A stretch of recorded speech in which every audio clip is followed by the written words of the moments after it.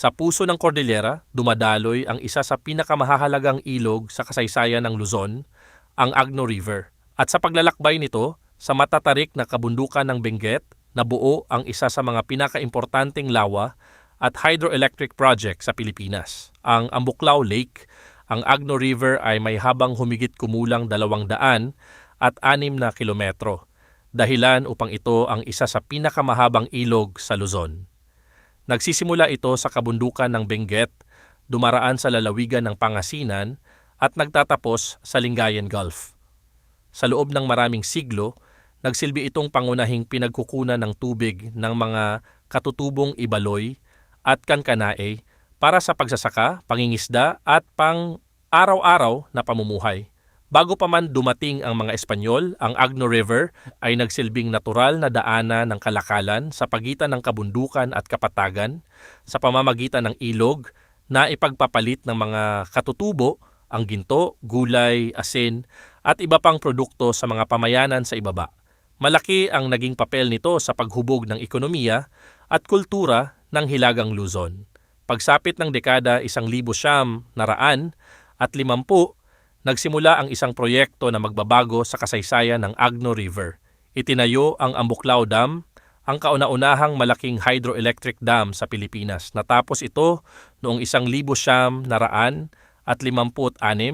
bilang bahagi ng programa ng pamahalaan upang matugunan ang lumalaking pangangailangan ng bansa sa elektrisidad matapos ang ikalawang digmaang pandaigdig. Sa pagtatayo ng dam, nabuo ang Ambuklao Lake, isang malawak na artificial lake na napapalibutan ng matataas na bundok ng Benguet. Bagagamat likha ng tao ang lawa, mabilis itong naging bahagi ng likas na tanawin ng Cordillera at nagsilbing bagong tirahan ng iba't ibang uri ng isda at iba pang hayop. Ang Ambuklao Dam ay gumagamit ng lakas ng umaagos na tubig ng Agno River upang paandarin ang mga turbine na lumilikha ng malinis at renewable na elektrisidad. Hanggang sa kasalukuyan, nananatili itong mahalagang bahagi ng power grid ng Luzon at isa sa mga simbolo ng maagang pag-unlad ng renewable energy sa Pilipinas. Gayunpaman, hindi naging madali ang kasaysayan ng dam. Sa paglipas ng mga dekada, unti-unting napuno ng putik at sediment ang reservoir dahil sa pagguho ng lupa mula sa kabundukan.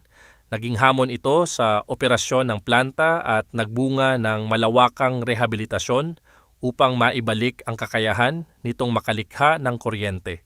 Ngayon, ang Agno River at Ambuklao Lake ay hindi lamang pinagkukunan ng enerhiya. Mahalaga rin ang mga ito sa pagkontrol ng pagbaha sa ibabang bahagi ng Pangasinan, sa irigasyon ng mga sakahan, at sa pagpapanatili ng supply ng tubig sa iba't ibang komunidad.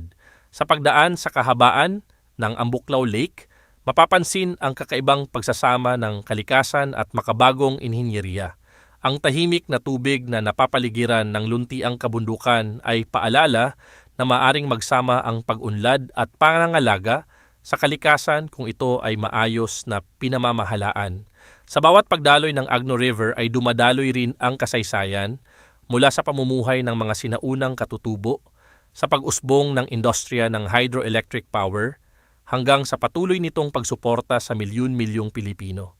Ang Ambuklao Lake ay hindi lamang isang magandang destinasyon. Isa itong buhay na saksi sa mahigit kalahating siglong pag-unlad, pagbabago at kasaysayan ng Pilipinas. Kung nagustuhan ninyo ang ating paglalakbay, huwag kalimutang mag-subscribe sa Bugito TV para sa mas marami pang road trip at historical travel documentaries. Maraming salamat sa panonood.